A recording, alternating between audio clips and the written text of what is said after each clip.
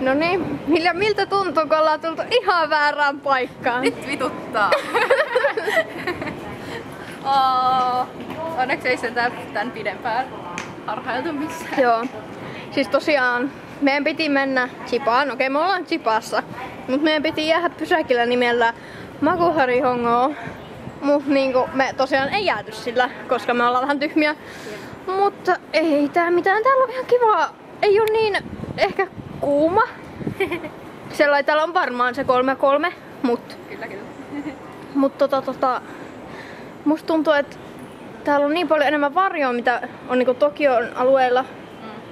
Niin saa tosiaan olla vähän viileämmässä varjossa. Tosiaan, jos me nyt sitten nopeasti löydettäisiin se oikea paikka, kun päästään oikealle asemalle. Jee.